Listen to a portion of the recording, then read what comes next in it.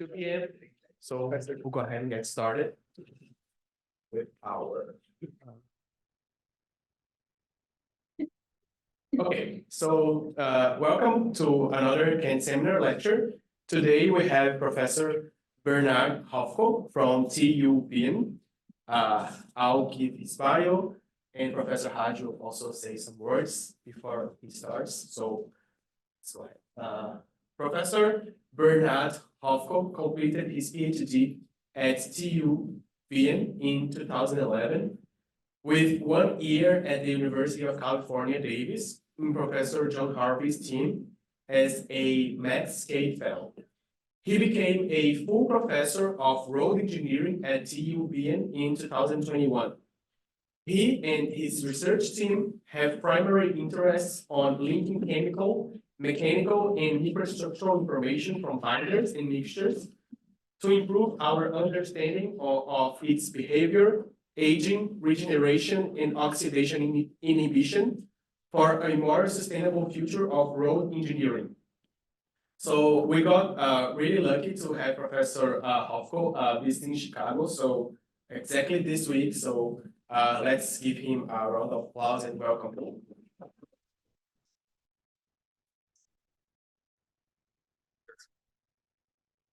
Sure, yeah. And I just want to thank Bernhard for being here again. He's a close friend. We've known each other quite a long time now. And when I always say, I always tell my students, when you're looking for the really good binder work, there's some of it going on in North America, but really the best is going on in Europe. So I think we're in for a treat today. He's going to present to us some things that are really on the forefront. Done a lot of good work on the binder side, as well as his PhD on the asphalt mixture side. So a lot of exciting things, and I think we're in for a great lecture. So thank you again, Bernhard, for being here. I know it's a very long distance to travel, so we greatly appreciate it. Even if you have other business, we greatly appreciate you coming out of your way to Champaign. So thanks, and let's get started.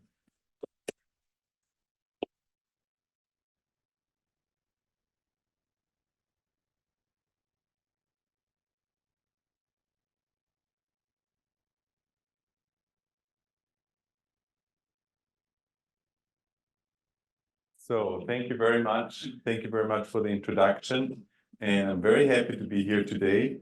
Yes, I had some personal affairs as well that brought me here, but it's always worth visiting Champaign-Urbana and the team here. And I'm happy to be invited to this Kent Seminar Lecture Series. What I'm going to talk to you about today is what I call shedding some light onto dark matter. So basically, I want to give you some of our perspectives on what is going on with our research on aging and also of possibilities to analyze asphalt binders. Maybe before I get started, so just that you know where I'm coming from, what our team is. So I'm with Vienna University of Technology in Austria, Department of Civil and Environmental Engineering. We have an Institute of Transportation, and here I'm ahead of the research unit for road engineering. This is the team. So some people you might know. We have a nice team of young, dedicated people, same as I see in here. So that's really the great thing, being able to work with such a great team. And of course, a lot of the people that you see on here are dedicated to what I'm presenting today in my lecture. What I wanted to start with is basically this. So when we look at asphalt binders, we still look at it sometimes like this. It's black, it's sticky, and it keeps our roads together. And that's all that matters in the end somehow. However, when we look at it more closely, we see that there is a whole layer of complexity and of beauty behind it. These are just some microscopic images of different microscopic techniques.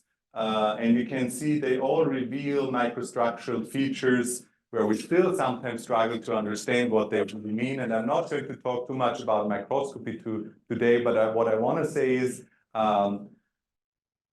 asphalt binders are not just black and sticky and shiny, which is nice, but they are also rather complex materials. That's why we are also happy to work on them. And that is where we said we want to use that complexity and form a vision for us. And our vision in research is that we say, okay, asphalt binders in the future should not be seen as a side product of crude oil refinery. They are actually a high-tech, tailor-made product that you can use for specific applications and maybe even more independently of the suitability of the raw material, of the base material that you have. If we know more about our binder, if we know more about how is it set up, why is it aging, and what can we do about it? And the second thing then is, of course, also to give something to our application industry and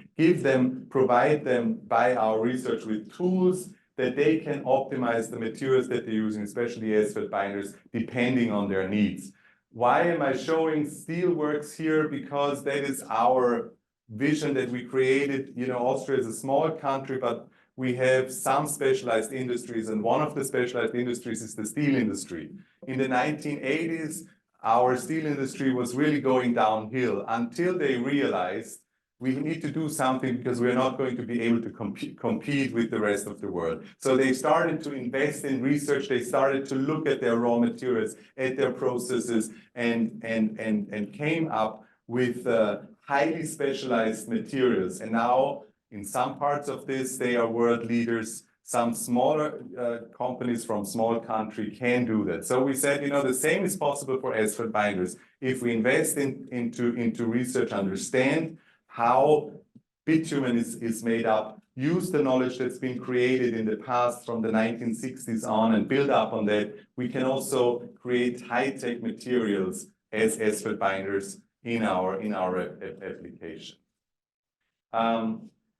Content of my talk today, a little introduction, then I want to show you some new perspectives on aging simulation, how we look at it in Vienna, on combining chemical with mechanical material analysis, the impact of different parameters that we can take into account in aging, and at the end, a summary.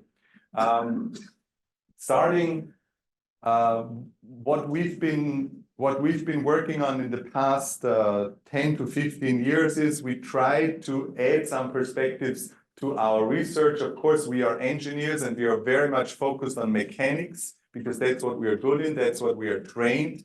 But we, at least with asphalt binders, we found out that somehow it's becoming frustrating because we get to a point where we don't understand where certain mechanical things are happening, where certain mechanical answers are happening. So we try to combine that work more with other methods from chemistry, but also from the structural side, from microscopy, link that knowledge and see if we can get a benefit from that.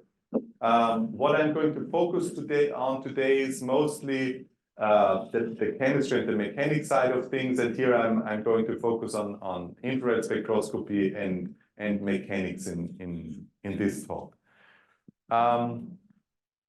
Starting on binder aging, because that's basically what we are focusing a lot in our work in Vienna together with colleagues from chemical engineering. The question that we ask ourselves about, as I said, 15 years ago when we started to try and work together with chemical engineers, is the question, why do our roads and roofs age the way that they age? And our perspective was and still is often, of course, it's oxygen, it's the molecular oxygen that surrounds us that drives oxidation. However, our chemists tell us, well, the molecular oxygen that is here in abundance, and luckily it is here in abundance, does have a very low oxidation potential, at least at the atmospheric conditions that we are in at ambient temperatures and pressures, which is again a good thing, because if it was more reactive, we would all be aging at a much faster rate. So the molecular oxygen itself is not really triggering a lot of aging, at least at ambient conditions. But what is there, and that is shown, I'm not going to go into too much details on that, but what we have in traces in our atmosphere are different reactive oxygen species, so-called ROS. And you can see that here in the so-called tropospheric cycle of an OH radical, all not very stable products because they are very reactive, and some of them are well known: ozone, nitrogen oxides, but as I said as well, the OH radicals. together with light and humidity, they form a stable system of concentrations that are changing around. And these are the products that are mostly responsible in other organic matters for oxidation reactions. So we said, okay, let's focus on that because obviously these are products that will also matter to our asphalt binders, which are organic materials. When we look at what we're doing today, short-term aging in the field and in the lab, RTFOT is pretty much doing the job that it's supposed to be doing. So simulating short-term aging, simulating what's happening in the first phase during production, laying, construction of our roads. Long-term aging, of course, is a much more complex field because a lot of different influences happen over a long period of time, 10, 20, 30 years. We are simulating that in the lab with PAV right now. As you all know, high temperatures, high pressures. While on the road, we have in the field, we have very different parameters. That doesn't mean that PAV is a bad tool. It is a good ranking tool, but it's a ranking tool for oxidative aging. It was never invented to mimic field aging in a realistic way. And so when we want to understand better what's happening during field aging, PAV is only giving us part of the answer that we need. So we said, okay, if we look at the different factors, aging-inducing factors in the field and in the lab, they are not really matching a lot. So we started to say, what do we need to consider if we want to increase the quality of simulation, of aging simulation in the lab? And there are basically four factors. Of course, one of them is temperature, temperature-induced aging. We know temperature is a big driver in all chemical reactions. It drives kinetics, so it drives the speed of reactions. That's why temperature is important. The second then is chemical, and here it is reactive gases that are available only in traces, but with a very, very high oxidation potential, and that's why we wanted to focus on that. Then, of course, it's also light, so photolytic aging, UV radiation, but also we wanted to look into visible light aging, and humidity may play a role, something we're still looking into right now. So based on that, we said, okay, how can we set up our own little aging method that we can study all those little things and bring them together in one device? And that is how we started about 10 years ago, creating a method that's ever growing and ever getting more complex. And I think by now we need to try and make it simple again, because right now it's on the complexity level that it's difficult to implement in routine testing, but for our scientific purposes, it's good. So in the center, what we have here is a steel cell, a stainless steel reactor. And in here we have the binder samples. I will show you how it looks like. So this is basically where the magic happens. And then one central thing is, of course, the gas supply. So the standard gas supply is just using our central air supply with the tweak to run it through an ozone generator. Ozone generator usually runs with pure oxygen, increases the amount of ozone. In this case, when we use it with air, which is oxygen and nitrogen, we create with an ozone generator higher concentrations of ozone and of nitrogen oxides. So the reactive oxygen species that we wanted to use to increase the reaction of our material in aging. But of course, we can also use it with other gases, gas flasks. I will come to that later when we want to research specific questions. The standard thing is just compressed air through an ozone generator, then through the cell, and then washed out or washed away the gases, of course, so that the reactive gases are completely washed away before they are ventilated out. Then we have, of course, a heating mantle around it to be able to introduce temperature into the device. We have a water injection system where we can spray very fine vapor to to control our humidity in the cell. There are a couple of different sensors to monitor the processes. And there is, as you can see, a glass on top where we can also introduce some light. So that's how we, step by step, set up the method to make sure we can simulate single parameters, but also combined parameters. As I said, in here we have a rack of samples similar to a PAV, and as you can see, yes, there's a lot of oxidation happening that is not only happening to our binder, but it's similar to the PAV rack that you know. The standard, the parameters so that we can change, of course, duration, temperature, the gas composition, humidity, and plus minus UV radiation and light. So that's to give you an idea of how this cell looks like, and I will show you some results later. Before I go into that, I want to also give a little introduction into how we do our material analysis. Again, as I said, we're trying to link mechanics, chemistry, and structural features. I'm focusing today on DSR and infrared spectroscopy. I'm not going to talk about DSR. I'm sure they're all experts in here on DSR, so I would not lose any words on that. I will give you a little introduction on infrared spectroscopy, so just to appreciate what the method is able to do. So ATR, HTIR, a special form of infrared spectroscopy. As you can see, small tabletop device. Here, this is the center, a small crystal on which you place a very small amount of binder. Not even a gram of binder is necessary to run this test. You press a button, and then in the end, after a minute, you get a result. So the method itself, in terms of applying it, is very simple. Just to give you a little background of how it works, basically what you do is you shoot an infrared radiation onto the sample, and then it is you have multiple reflections. That's why it's called total reflection, so that you have more interaction with the sample. And in the end, you go to a detector and you detect how much of the radiation you sent in is detected in the end. And you don't do that with one wavelength of infrared, you do that with a whole spectrum, a large band of infrared radiation. And what happens in the material, I think, is pretty nice for us to capture it as engineers. If you think that these are molecules with atoms and molecular bonds, you can imagine the atoms as masses, the molecular bonds as springs.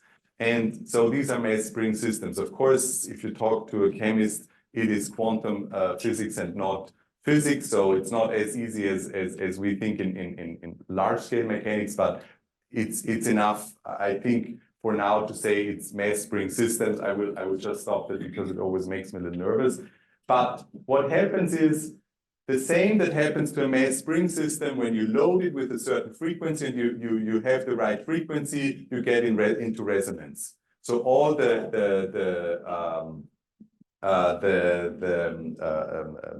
energy that you put in goes into motion. The same is here, the infrared beam. If you hit the right frequency for a certain molecule, it starts vibrating, so it dissipates the energy from the beam. You lose that frequency. You don't see that at the detector because it's absorbed, it's dissipated by the material. And that's what happens in the end. So when you have a certain material at the detector, you will get a spectrum. And here you see an example spectrum. Here is the different frequencies of infrared light. And here is the absorbance. The higher the absorbance, the more of this frequency is absorbed by the material, dissipated by the material. And now, since a lot of chemists have dedicated a lot of work finding out which molecular bonds and which molecular structures absorb at which frequencies, we can now get a good answer about what is in a material by looking at such an absorbance spectrum. So that's how basically IR is working. That would be a standard spectrum for bitumen. So now if you talk about an analytical, to an analytical chemist about a spectrum like that, they hate it because, you know, bitumen is a mess for chemists. It's 10 to the power of 5 to 10 to the power of 6 different molecules, and and chemists hate that because they want to understand a material molecule by molecule. We can't do that with bitumen, but still we can appreciate that there are different molecular structures in there. I'm not going through all of them, but there are some important ones that change with aging, and that's what we use our method for. Because with aging, we see an increase here in the back in the so-called fingerprint area. There is a shift in aromaticity, so that whole area increases in absorbance, and especially here in the carbonyl and in the sulfoxide area, so carbons linked to oxygen and sulfur linked to oxygen, that will also increase with aging because we incorporate oxygen. And so that's how we can see by changing spectra that something is changing in the material, chemically speaking. Just to give you an idea what can happen to a material, talking about impact of sample handling, what you see here is the aging index. So basically the change of these oxidized groups over time, starting with zero days. And here you would see that would be an RTFOT level, that would be a PAV level, leaving a small binder film, just sitting it there in light, without doing anything, no heating, ambient temperature. In the infrared spectroscopy, after 1 day, the surface has changed so much that it's on PAV level. But that doesn't mean that your sample is at heavily aged conditions. It's just the surface. The bulk, the rest of it is still fine. If you do the same in the dark, so if you just cover it and you have the same things, nothing really is happening. So our binder surface is just very, very sensitive to outside conditions. We don't know that at engineers because usually we do bulk measurements, lots of volume, even DSR, 2 millimeters of sample. It doesn't matter if there is something happening on the top micrometers level. But for surface active methods, and that's what we are not used to as engineers, things are happening and we can get a bias in our results. So that's why sample handling is very important.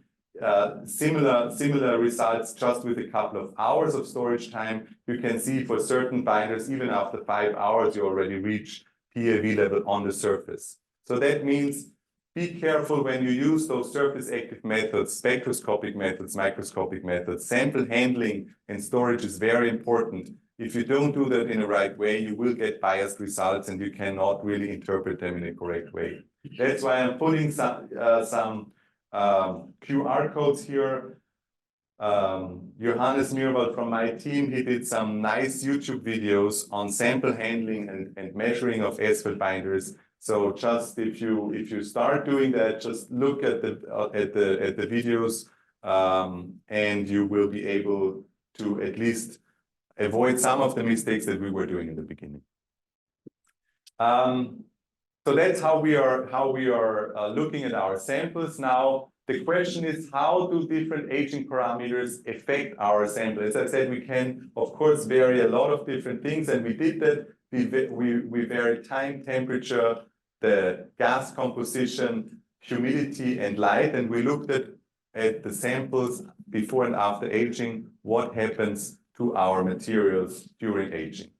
How do we do that? First of all, by the DSR, you know DSR, G star, and phase angle. Also FTIR, as I said before, we're calculating an aging index, which is basically the oxygen uptake, the change of molecular structures in the asphalt binder by taking oxygen up. And we link that in chemomechanical correlation. So you are going to see a couple of those diagrams, so that's why I'm going to spend a little time on explaining what this diagram shows you. It shows you a link between the mechanical measurement, which is in this case G star from your DSR, versus the aging index, so the uptake in oxygen, the chemical change by FTIR.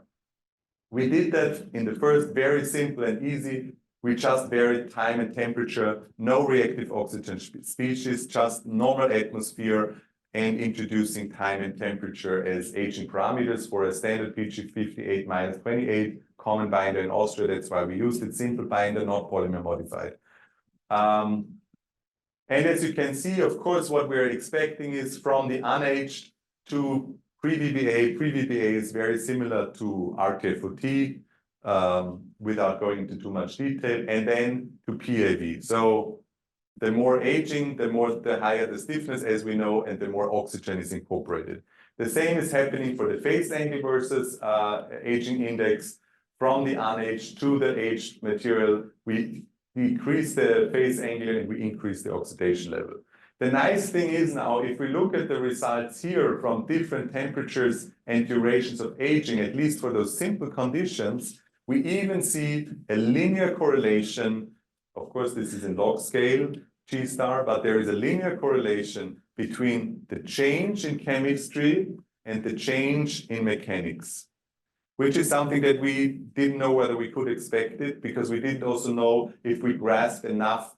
FTIR infrared spectroscopy, of course, does not give us all the information about changes in the material due to aging, but obviously the oxygen uptake is very much in line with changes in rheology in terms of G star and in terms of phase angle.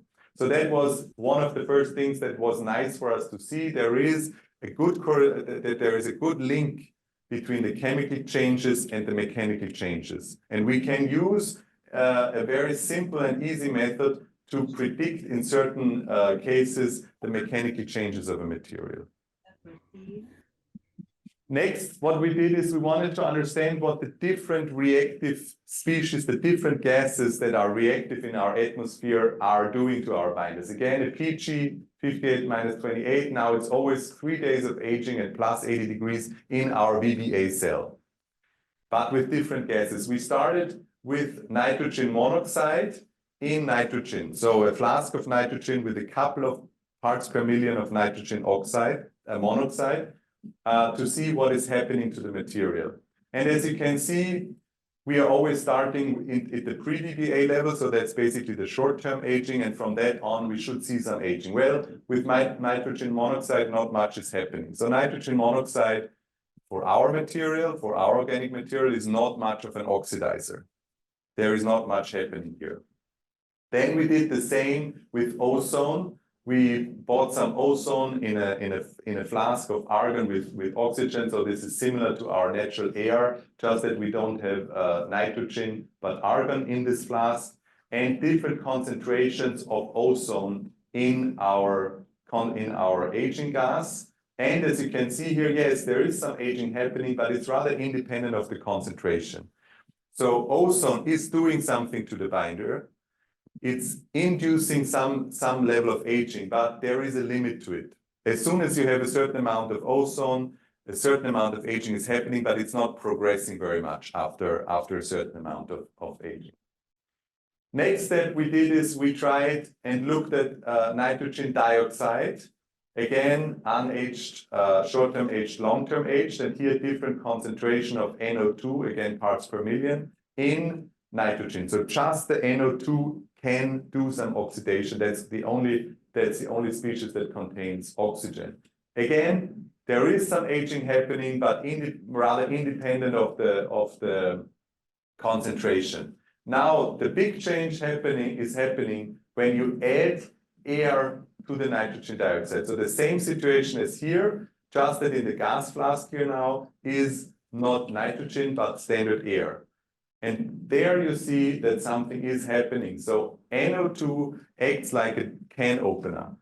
It opens up oxidation pathways, and then other oxidizers, even molecular oxygen that is usually not very reactive, can start to attack and increase reactive oxidative reaction. So that's why NO2 is a very important starting point for oxidation, which is not only true for asphalt binders, we know that from other organic materials as well. Humidity, we looked at humidity. Here are the humidity, the Viennese binder aging with and without humidity. Up here, I just show it a little zoomed in so that you can appreciate the different results. 5 grams per cubic meter would be dry air. And then we added by this water spraying system more humidity. And as you can see, there is something happening, but that is more the scattering of the method itself. Of course, the method is not perfect, so we see some scattering in the results. So in the dark, which is important because in the light, humidity might interact more with our gases, but in the dark, humidity itself does not introduce any further aging into the material. And lastly, we looked at the impact of light. For that, we went away from our BBA cell because we were not ready at that time to really introduce light into the cell.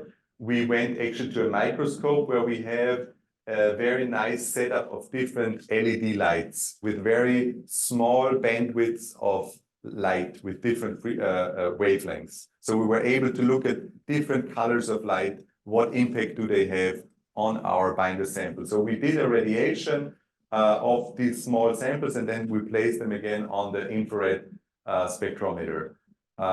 What we did as well is we correlated it to solar data. So we correlated the wavelength of irradiation with the solar spectrum that actually reaches down to our Earth's surface. As you know, UV radiation fortunately gets absorbed a lot in the atmosphere, and that's what we took into account when we looked at the different wavelengths. Now, when we do that, you can see here the results. Again, here you see the aging parameter, the aging index, the oxygen uptake for different wavelengths, and the color of the bars is the color of the light. Here on this side, you would have one UV radiation, and then on this side, this is all visible light, from dark violet to blue, light blue, green, yellow, and then towards red and infrared. And the interesting thing for us was, first of all, UV radiation is not the main cause for binder aging. It's already on the visible light side. Of course, it's still a short wavelength, but it's not the UV radiation alone that introduces aging in our material, which is interesting because in literature, we see a lot of aging experiments done with UV aging. Why? Because the smaller the wavelengths, the higher the energy. And so the idea was UV radiation must introduce more reaction to the material than others. But here it's different. We have, for example, here the violet light, which is not UV. We have blue light. We have also green light that introduces more aging than other colors. And interestingly enough, the green light, for example, is the same the same wavelength as the highest absorbance in plants, the chlorophyll, using for photosynthesis. And knowing where our binders come from, that is an interesting finding that opens up a whole new idea of what you could study with regarding the organic origins of our binder. So coming to a summary of what I just showed you, we know field aging is driven by many different factors: time, temperature, also reactive species, light, not only UV light, but also visible light, maybe humidity, in the dark not, but we'll have to see what happens when we add it to light. Mechanical testing is very important because we need to know how the mechanical response changes with aging, but we don't know what's happening to the chemistry of the binder. And if we think about regeneration, rejuvenation, antioxidant agents, we need to understand what's happening on the chemistry level to develop effective additives that actually, for example, prevent aging. We have different spectroscopic methods. They are often simple to use and offer more information. We have to be more careful as engineers. Surface active methods are different than bulk methods in mechanical testing. So especially preparation and handling is important to be careful. From what we found in our studies is that nitrogen dioxide is an important starting point for any aging in our material. We see that humidity does not contribute significantly to aging when we are in the dark. What I couldn't show you today, I had some slides, but I'm running out of time already. So we know that we also looked at aging susceptible binders, binders where we knew they are susceptible to aging, they age more, and we saw that especially for ozone and for adding humidity, those aging susceptible binders react much more sensitive to these specific conditions. We don't know why yet, but it's a pattern that we see. For light-induced aging, it was interesting to us that it's not only UV radiation, but also certain visible light fractions that introduce relevant parts of aging that is introduced by light. And if we want to look at aging realistically, we need to take at least some of these factors into account. Take-home messages. Yes, asphalt binders are complex, but interdisciplinary research is really, really beneficial. I know it's difficult. We started with our chemical colleagues 15 years ago, and still we are sometimes at one table and we don't speak a common language. So it is a struggle, but it is also very beneficial when you take the time and do that. Yes, we're all aging, even asphalt binders are aging. PAV is not a bad tool. It's a good ranking tool, but it's different than what we want to do if we want to understand aging in terms of field aging. There are other methods. VBA is just one of them. Of course, there are other possible methods that you can use as well. Complex doesn't mean complicated. Infrared spectroscopy is a very nice tool. It's powerful. It's easy to use. If you take care in interpretation, I think it can give you really an additional benefit. And what is important, surface active methods. Be careful in preparation and in handling to make sure that you don't create a bias in your results. And finally, again, coming back to my first point, talk to colleagues outside of our engineering field. It's so valuable to get some new insights, especially when it comes to a complex material, to see what other people are thinking about it. And with that, I'm just ending with two pictures. One of them is a view into a galaxy, and the other one is a view onto our binder with dark field microscopy, optical microscopy. And that is the dark field microscopic picture. And I think it's at least as beautiful as looking into the stars. And I find it especially fascinating if you think about that every drop of asphalt binders carry millions and millions of years of Earth's history in each of these drops. So I think that's what makes it so fascinating. There is some reading material. I'm sure you're going to get the slides. So the QR codes lead you to the papers if you're interested in any of the topics that I just was able to go through quickly. There would be some papers for that. And with that, I'm done, and I'm very happy to take any questions. Thank you.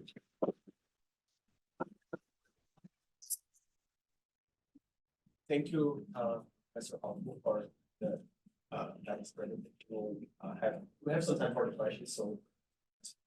Thanks, Bernhard. This was great presentation and really great work over the years. One question on the binders that you had in this data set where you're linking aging with rheology. Did you have any modified binders, and specifically any highly modified binders? And I ask that because typically we see UV has a big impact when you modify with SBS, for example, because maybe other mechanisms at play like chain scission, things like that within the polymer network. Yeah, I think that's a very important question. Thank you for that. What I showed here was just an unmodified binder. We have modified binder in our samples, not highly modified ones, just standard modified binders. We are currently still working on the light aging of those binders because, as you said, when we have polymers, especially SBS in our samples, UV radiation will have a big impact, not on the binder aging, but on the SBS degradation. Exactly. Yeah. Okay, great, thanks. Thank you, Professor Hofko. It's always a pleasure to hear you talk. I just had a question regarding the aging index you guys were computing using the FTIR. I feel like if you are aging using the VBA, we should also consider other compounds while computing the aging index that includes nitrogen and other things, right? but here I could see only this double bond O that you are considering. So how are we like taking into account those gases into this AG index? Yeah. That's a very good question as well, because yes, this method is rather superficial. We can get much more information from FTIR spectrum. Because I mean, in here we have, if we run the spectral analysis at every four wavelengths, we would have about 1,800 variables. So what I also had some slides on that, but I had to cut them. What is very interesting, and different groups are working on that, is running complex data analysis techniques like multivariate analysis methods, principal component analysis methods, where we can throw in large data sets with a lot of variables and find out where are the important ones. And yes, when you do that, you see that, for example, VBA, because there is a high amount of nitrogen dioxide, there are compounds that you only find in VBA aging that you don't find in PAV, and not in the same amount in the field aging. So this is a very simple method. I think we are definitely not at the end of how we can interpret spectral data, and we will see much more. And again, there is groups from Delft, there is groups in Germany who are working on these advanced data analysis methods that are a very good addition to that. Yes, did you guys also compare your results with the standard PAV that we are using here in the US? And how much like the characterization is different from using VBA as compared to a PAV? We did a study comparing field-aged samples, a 5-year field-aged sample and a 17-year-old field-aged sample with PAV, so 5 times PAV and 5 days VBA. And we did a lot of different analytical techniques, mechanical testing, separation, and different spectroscopic techniques.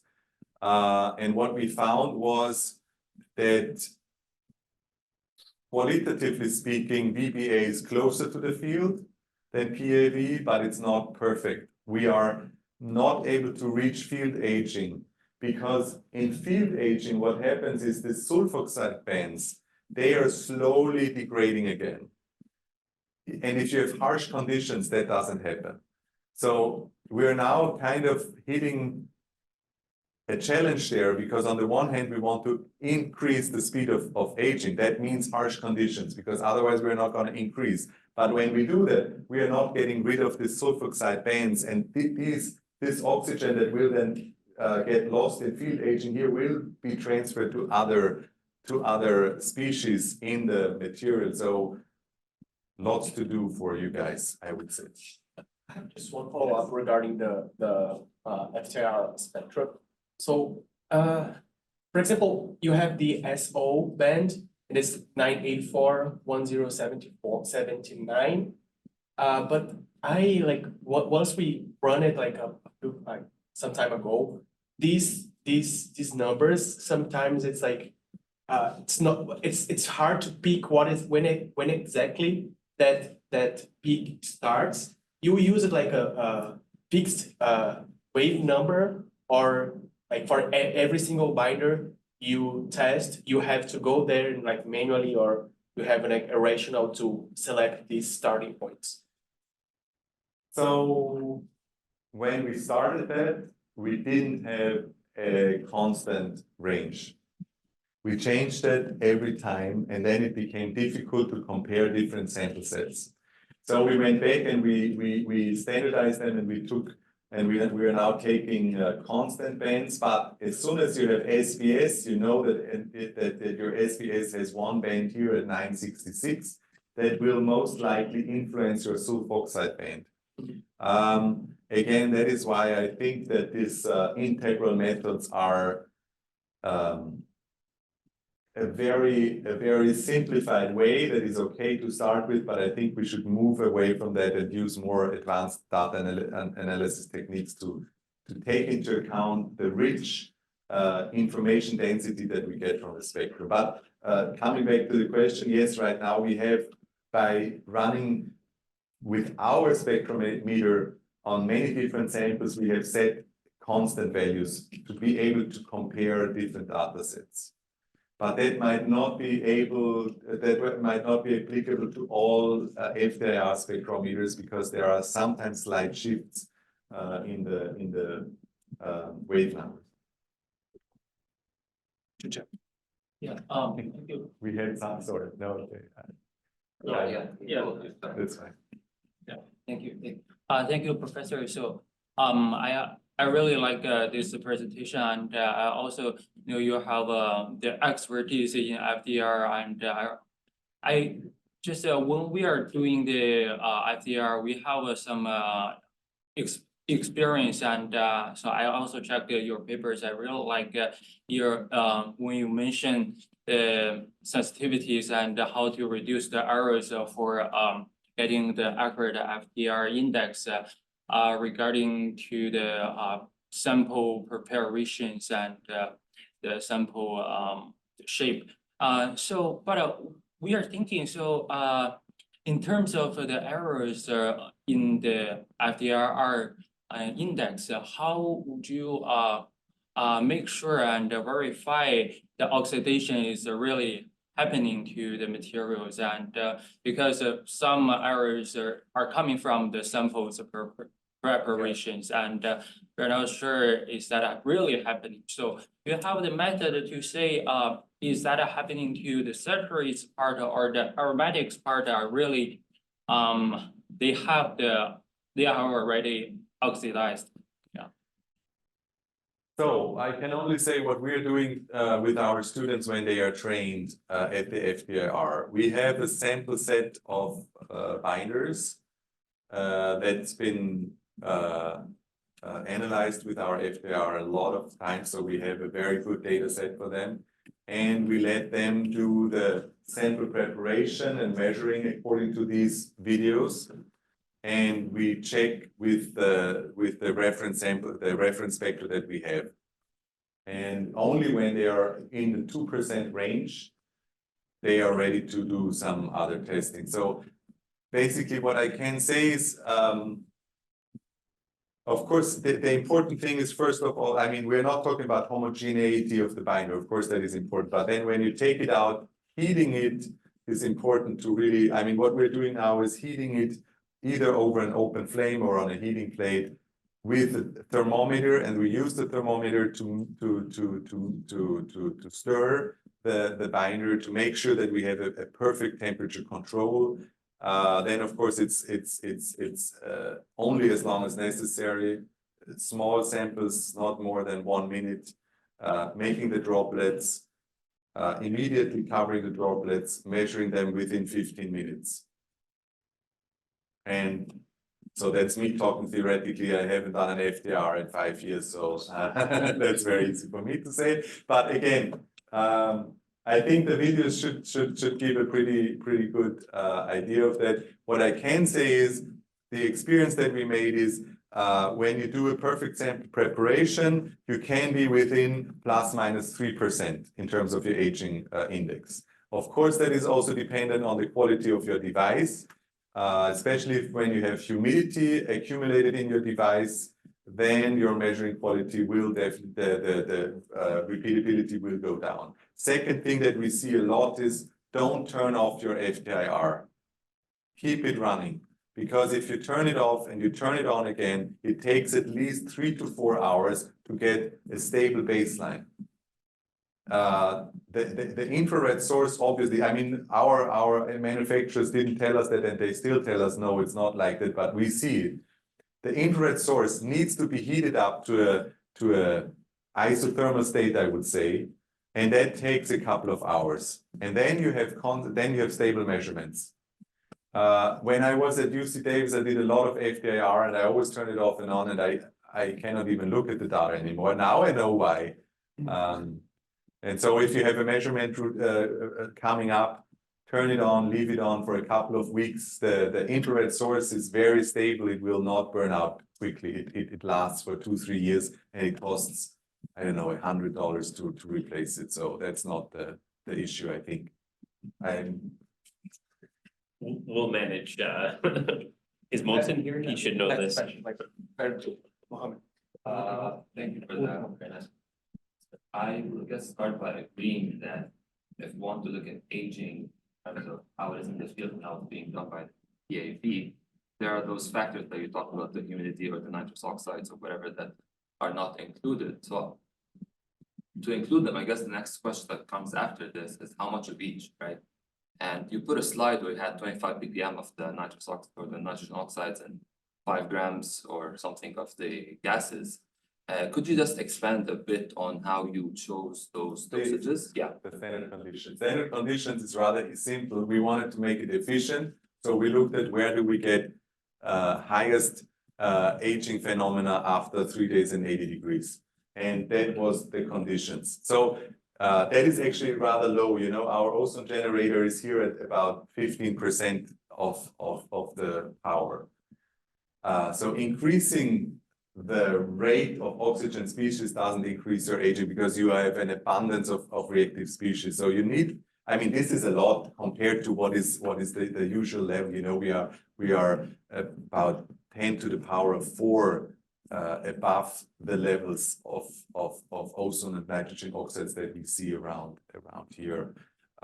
We cannot go much lower than this because our ozone generator is limited, but it only needs, well, high amounts, but relatively speaking, low amounts to induce aging. And these conditions are set just based on efficiency, not based on mimicking field aging. And one more small question. I think it was slide 29 where you put the linear trends.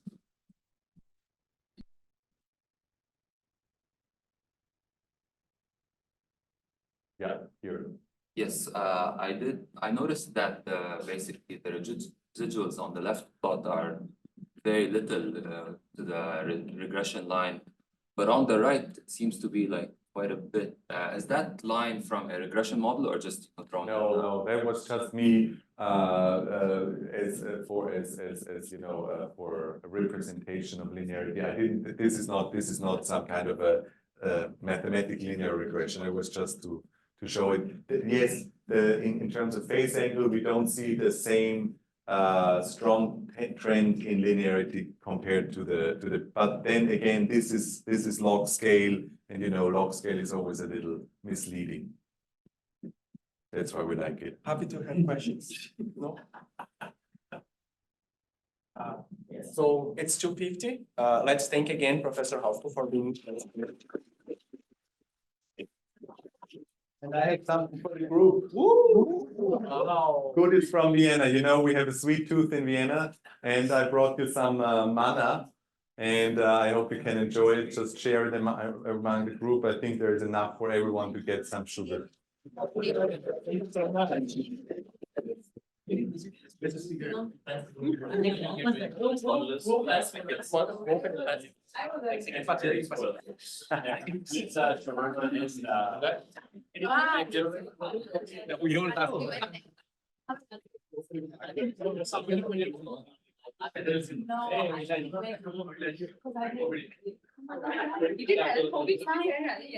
Yeah. I told you. I told you.